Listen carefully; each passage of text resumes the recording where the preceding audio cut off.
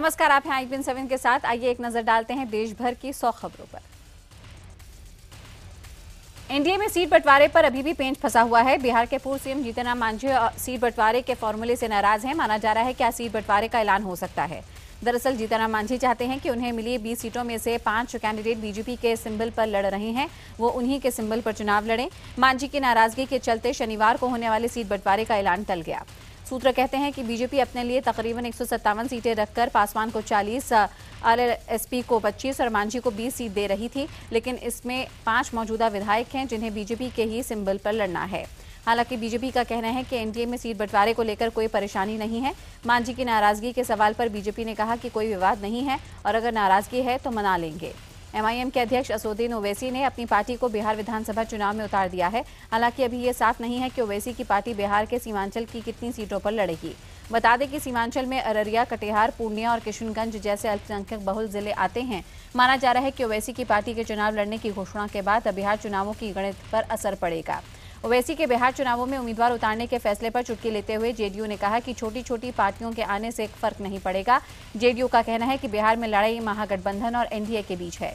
रामविलास पासवान की पार्टी में बगावत के सुर उठने लगे हैं।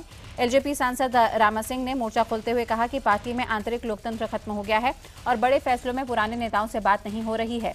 रामा सिंह ने कहा कि पार्टी के पुराने और बड़े नेताओं से सीट बंटवारे पर फैसले लेने में कोई राय नहीं ली गई, सिर्फ पासवान और उनके बेटे ही हर फैसला कर रहे हैं। बिहार विधानसभा चुनाव तारीखों के ऐलान के साथ ही नए नए राजनीतिक समीकरण भी बन रहे हैं। अब बिहार के महागठबंधन में शिबू सोरेन की पार्टी झारखंड मुक्ति मोर्चा भी शामिल हो सकती है। शनिवार को जेएमएम नेता और झारखंड के पूर्व सीएम हेमंत सोरेन ने पटना में लालू और सीएम नीतीश से मुलाकात की। इसके बाद उन्होंने कहा कि उनकी पार्टी बिहार में बीजेपी के विरोधी खेमे के साथ जुड़ना चाहती है। शिबू सोरेन की पार्टी झारखंड मुक्ति मोर्चा ने मुलायम की ओर भी हाथ बढ़ाया है। झारखंड के पूर्व मुख्यमंत्री हेमंत सोरेन ने इस बाबत मुलायम सिंह से मुलाकात की है। हेमंत ने दावा किया है कि सीमावर्ती इलाकों में उनकी पार्टी की अच्छी पकड़ है और बीजेपी को रोकने के लिए उन्हें साथ लड़ना होगा। बता दें कि जेएमएम ने बिहार में सभी 243 सीटों पर प्रत्याशी खड़े करने का ऐलान किया है। जेडीयू अध्यक्ष शरद यादव ने जीतन राम मांझी की जेडीयू में वापसी की खबरों के सिरे से नकारते हुए इसे काल्पनिक करार दिया। शरद यादव ने कहा कि इस बारे में मांझी से उनकी कोई बातचीत नहीं है। सिवान के बिदुसार हमेद गांव में लोगों ने पोस्टर लगाकर लोगों से चुनाव के बहिष्कार की अपील की है। दरअसल 15,000 की आबादी वाले इस गांव में बिजली, पानी और साफ सफाई की जरूरी जो सहूलियतें हैं वो बिल्कुल नहीं हैं। मुजफ्फरपुर में जिला प्रशासन आचार संहिता को सख्ती से लागू करने के लिए कोई कोर कसर नहीं छोड़ रहा। एक ऑटो पर पीएम मोदी का पोस्टर लगा देख ऑटो चालक को हिरासत में लिया गया। पटना में आचार संहिता उल्लंघन का एक और मामला सामने आया। पटना जंक्शन पर रेलवे पुलिस ने चेकिंग के दौरान भागलपुर पीरपंथी के बीजेपी विधायक अमन कुमार की गाड़ी से 5 लाख रुपए बरामद किए।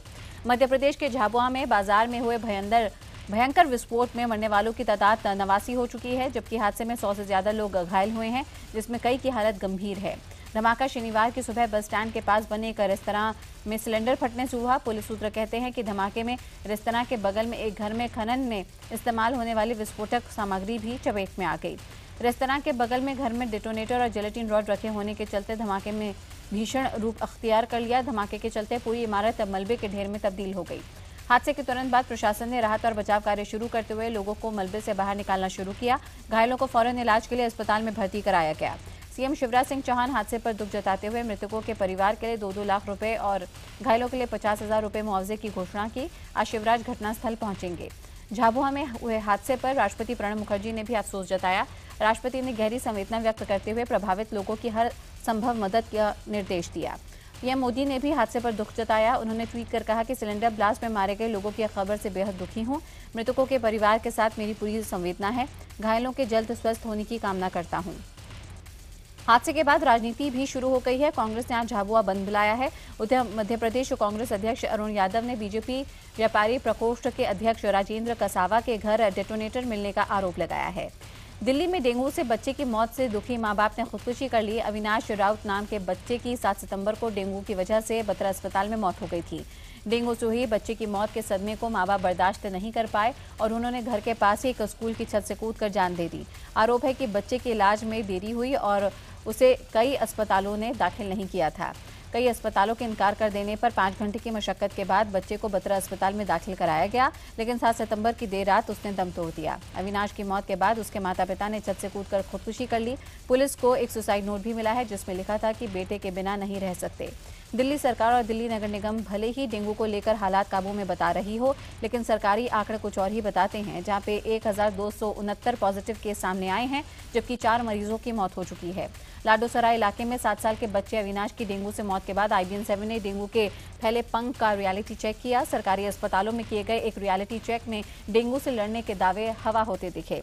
IBN-7 के रियलिटी चेक में साफ तौर पर देखा गया कि डेंगू की वजह से हालात बेकाबू हैं। मरीजों की संख्या अधिक होने और बेड कम होने की वजह से कुछ बिस्तरों पर 3-3 मरीज हैं। अखिल भारतीय विद्यार्थी परिषद ने दिल्ली विश्वविद्यालय छात्र संघ चुनाव में लगातार दूसरे साल अपना परचम लहराया। ABVP ने DU छात्र संघ के सभी 4 सीटों पर जीत दर्ज की। DU छात्र संघ में प्रेसिडेंट पद के लिए सत्येंद्र अवाना, वाइस प्रेसिडेंट के लिए सनी ढेरा, सेक्रेटरी के लिए अंजलि राणा और ज्वाइंट सेक्रेटरी के लिए छत्रपाल यादव ने जीत दर्ज की। इस चुनाव में आम आदमी पार्टी की छात्र संगठन छात्र युवा संघर्ष समिति CYSS को करारी हार का सामना करना पड़ा। पहली बार छात्र संघ के चुनावों में उतरी CYSS कांग्रेस की NSUI के बाद तीसरे स्थान पर रही। DU में दूसू छात्र संघ के चुनावों में ABVP की शानदार जीत के बाद समर्थकों ने जमकर जश्न मनाया। समर्थकों ने पटाखे छोड़कर चारों सीटों पर मिली जीत की खुशियां मनाई। पटेलों को आरक्षण की मांग कर रहे हार्दिक पटेल ने एक बार फिर से दांडी यात्रा रद्द कर दी है। नवसारी जिला प्रशासन ने हार्दिक को दांडी यात्रा करने की इजाजत देने से इनकार कर दिया था, जिसके बाद यात्रा रद्द कर दी गई है।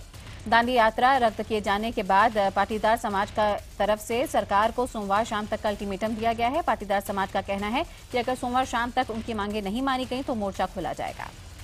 पाटीदार समाज की मांग है कि अहमदाबाद में हुए आंदोलन में पुलिस कार्रवाई में शामिल अधिकारी सस्पेंड किए गए। साथ ही उन्होंने मांग की है कि हिंसक झड़प के दौरान दर्ज हुए मामले वापस लिए जाएं। सोमवार को पाटीदार आरक्षण कमेटी की मुलाकात CM आनंदीबेन पटेल से हुई। बता दें कि गुजरात में हार्दिक पटेल ने पाटीदार समाज के लिए आरक्षण की मांग की है। FTII में गजेंद्र चौहान की नियुक्ति के विरोध में अनशन पर बैठे 3 में से एक और छात्र की तबीयत खराब होने के चलते अस्पताल में उसे भर्ती कराया गया। इससे पहले भी एक छात्र को अस्पताल में भर्ती कराया जा चुका है। FTII में मचे बवाल को देखते हुए अब छात्रों के माता पिता भी आगे आ गए हैं। उन्होंने पत्र लिखकर राष्ट्रपति और प्रधानमंत्री से इस पूरे मामले में दखल देने की अपील की है। बता दें कि गजेंद्र चौहान को FTII का चेयरमैन बनाए जाने को लेकर छात्र करीब 3 महीने से प्रदर्शन कर रहे हैं। छात्रों की मांग है कि गजेंद्र चौहान की नियुक्ति को रद्द किया जाए। लद्दाख में चीन ने फिर से भारतीय इलाके में घुसपैठ की है। चीन की पीपल्स रिपब्लिक आर्मी का दस्ता बुर्तसे इलाके में वास्तविक नियंत्रण रेखा लांघकर भारत में घुस आया और इलाके में टेंट लगाए। दरअसल चीनी सेना ने पेट्रोलिंग लाइन से नजदीक आया और फिर वॉच टावर बना लिया।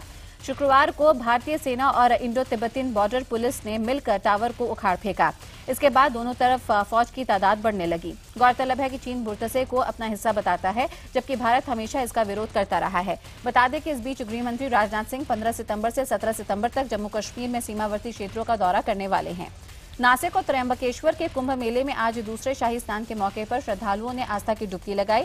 संत समुदाय ने सबसे पहले स्नान किया। पारंपरिक जुलूस में हाथी, घोड़े और ढोल नगाड़े बजाते संत शाही स्नान के लिए वहां पर पहुंचे।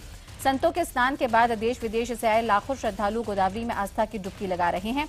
शाही स्नान के मौके पर सुरक्षा के इंतजामों को लेकर प्रशासन भी मुस्तैद है। पहले शाही स्नान में अव्यवस्था से नाराज अखाड़ा परिषद ने अल्टीमेटम दिया था कि दूसरा शाही स्नान में स्थिति बेहतर नहीं हुई तो वो कुंभ छोड़कर जा सकते हैं।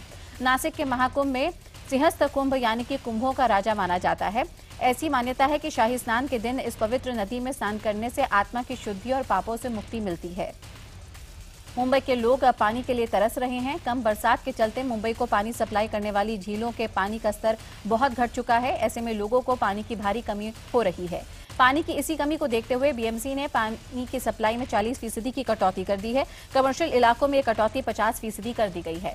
नौबत ये आ गई है कि लोगों को बाहर से पानी खरीदकर पीना पड़ रहा है। BMC का कहना है कि अगर सितंबर में भी बारिश नहीं हुई तो पानी की कटौती और बढ़ सकती है।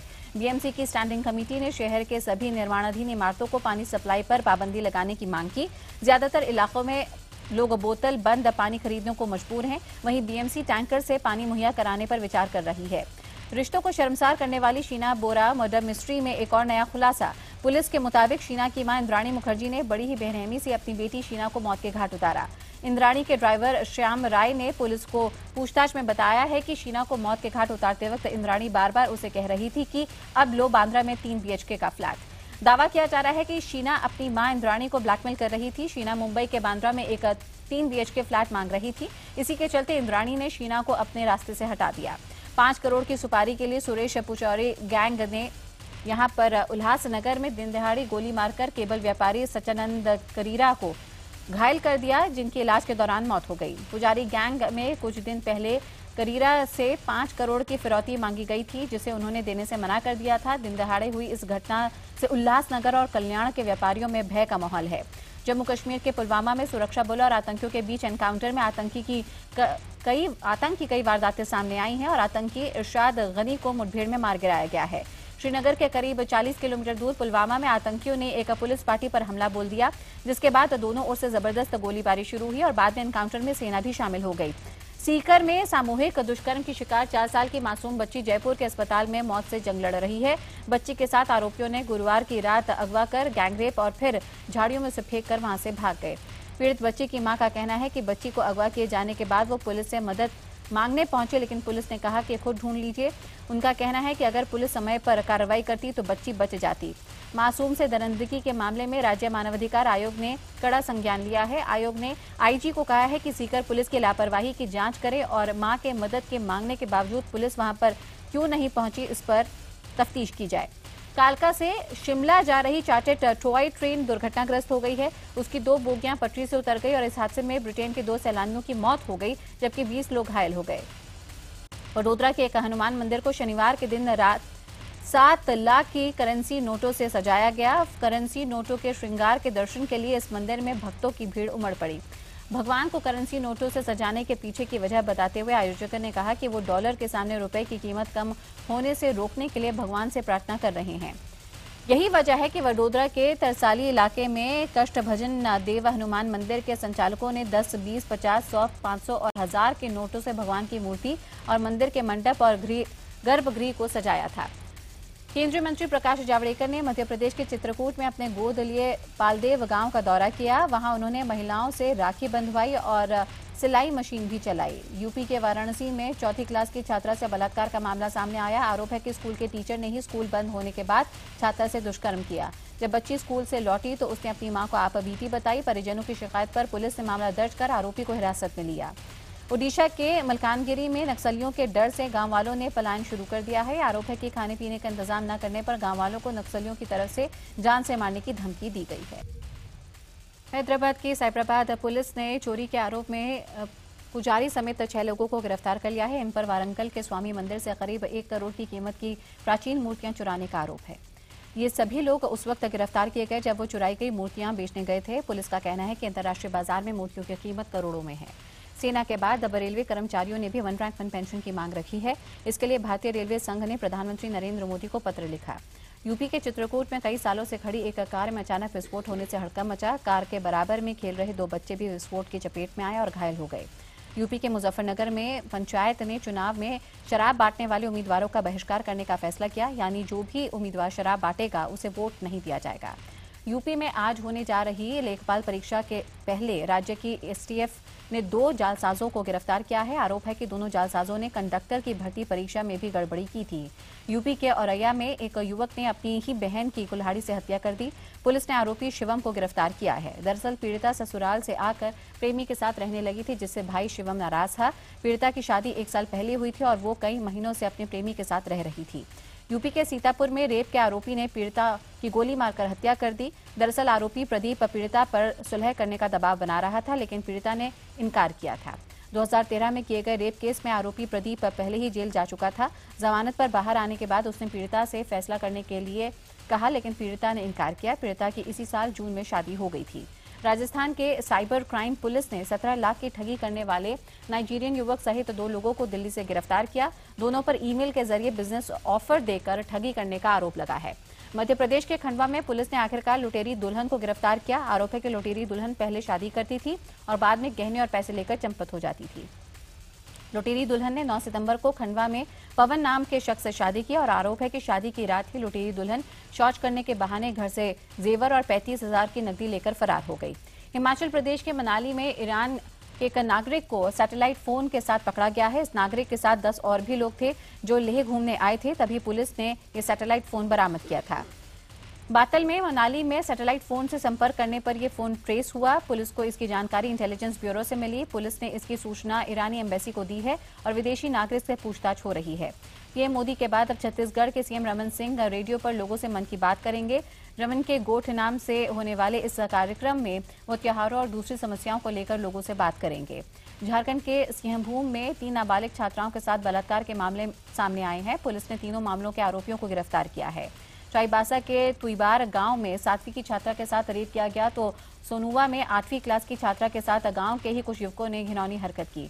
सऊदी अरब के मक्का में मस्जिद पर क्रेन गिरने से हुए हादसे में मध्य प्रदेश के अब्दुल अजीज भी घायल हो गए हैं। अपनी भतीजी के साथ हज पर गए 71 साल के अब्दुल अजीज का हाथ फ्रैक्चर हो गया है। ग्रेटर नोएडा में टीचर की पिटाई से 12वीं क्लास के एक छात्र की आंखों की रोशनी चली गई। आरोप है कि टीचर रोहित कुमार ने राहुल को इस कदर मारा कि उसकी आंख की रोशनी चली गई और पुतली खराब हो गई। बुरी तरह से घायल राहुल का फिलहाल इलाज चल रहा है। गुस्साए परिजनों ने टीचर के खिलाफ शिकायत कर कार्रवाई की मांग की है। पंजाब के पठानकोट में मणिमहेश यात्रा के लिए लगाए गए लंगर में 10 से 12 फीट का अजगर पंडाल में घुसने से हड़कंप मचा। काफी मशक्कत के बाद अजगर को पकड़कर जंगल में छोड़ा गया। छत्तीसगढ़ के रायपुर में लोक पर्व पोला के मौके पर बैल दौड़ का आयोजन किया गया। आयोजक के मुताबिक परंपरागत रूप से यहां पर 150 से भी अधिक सालों से बैल दौड़ का आयोजन हो रहा है। आज भारत की टेनिस सनसनी सानिया मिर्जा और स्विट्जरलैंड की मार्टिना हिंगिस की जोड़ी यूएस ओपन के महिला डबल्स का मुकाबला खेलेगी। बताया जा रहा है साइना और हिंगिस का मुकाबला ऑस्ट्रेलिया की केसी दिलाखवा और कजाकिस्तान की येरोस्लावा येदोवा के साथ होगा। आरुषि मडकेस पर आधारित मेघना गुलजार की फिल्म तलवार को आरुषि के माता पिता को देखने की मांग की गई है। अनीस बज़मी की वेलकम बैक ने 7 दिन में 74 करोड़ की कमाई कर ली है। इस फिल्म में अनिल कपूर, नाना पाटेकर, जॉन इब्राहिम मुख्य किरदार में हैं। रणवीर सिंह ने कपिल शर्मा के show comedy nights with Kapil host करने से मना कर दिया। बताया जा रहा है कि शो के लिए रणवीर ने काफी मोटी रकम मांगी थी। हालांकि रणवीर कहते हैं कि बाजीराव मस्तानी में व्यस्त होने के कारण उन्होंने इस ऑफर को मना किया। कंगना रनौत को इंडियन एम्बेसडर ऑफ पेरिस ने एक डिनर पार्टी का न्योता दिया। कंगना फिलहाल पेरिस में अपनी फिल्म क्वीन के प्रीमियर के सिलसिले में गई हैं। सूत्र कहते हैं कि कंगना इस डिनर पार्टी में शामिल हो सकती हैं। हालांकि अब तक कुछ भी ऑफिशियल नहीं है।